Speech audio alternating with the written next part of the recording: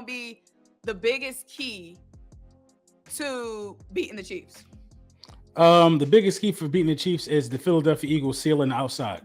The Chiefs like to they like to throw to the outside. They're gonna try to get the ball out of Mahomes' hands fast, man. If we could win first and second down against the Chiefs and force them into third and long, so we could try to pass rush and get the Patrick Mahomes, I think we're gonna be cool. We can't let Patrick Mahomes get the underneath and nickel and dime us up the field, giving him 7 yards of cushion because we scared of Patrick Mahomes. We got to play him. We got to play him how we got to play to win and not play to lose, and that's the key right there.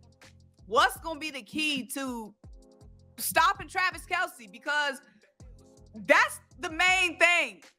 He be tearing it up. Yeah. It seems like he can get open at any minute. Are you worried about Jonathan Gannon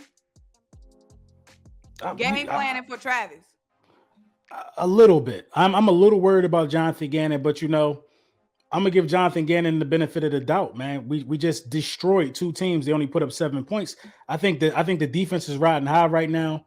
I think Jonathan Gannon is going to put a little bracket coverage over top of Kelce.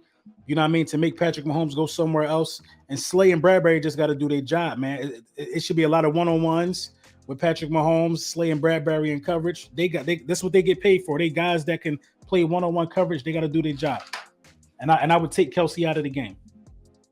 Yeah, I feel like if we take Kelce out of the game, that's it. That's a wrap. Kelce is amazing, but Kelce honestly is the only guy. Obviously, Patrick Mahomes and Kelce, those are the only two guys I'm scared of. Like, they have rookie cornerbacks that's going to be playing. Right. I don't think that their defense is going to be able to hold us. The Cincinnati Bengals were missing 3 starting offensive linemen when they played the Bengals. We rushed for 160 yards and 4 rushing touchdowns against one of the top rushing defenses in the league. I just don't see how they're going to be able to stop us offensively.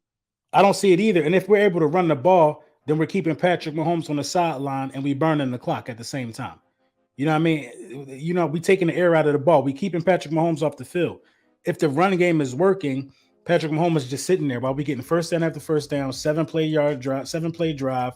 You know what I mean? He just sitting there.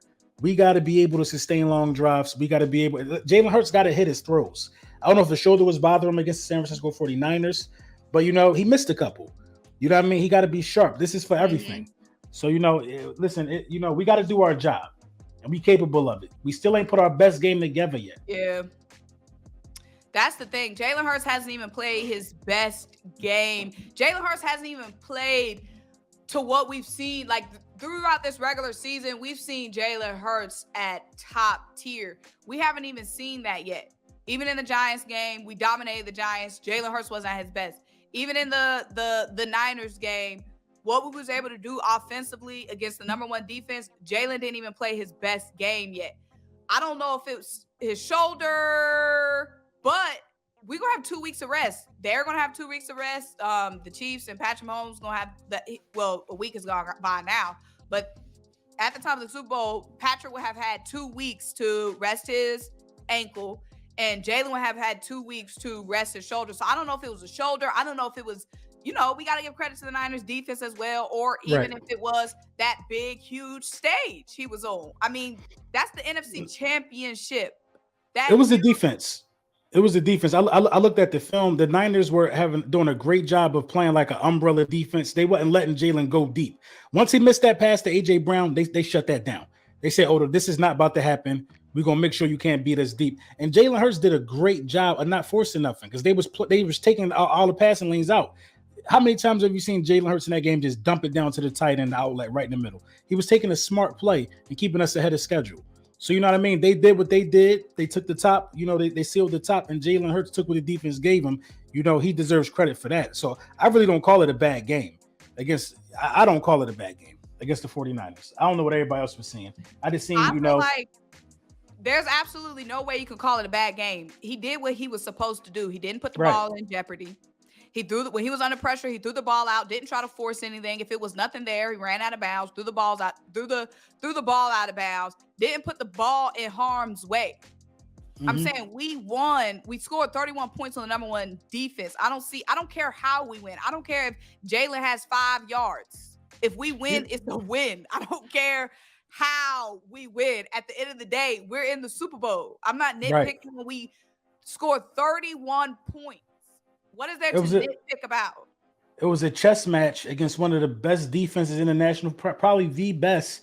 A lot of people consider the best defense in the National Football League. Listen, if you don't understand how Jalen Hurts affected that game, I can't help you. Jalen Hurts completely took Fred Warner out of the game, so there's no way it could be a bad game. You know what I mean? Fred Warner didn't know who the hell had the ball 90% of the time.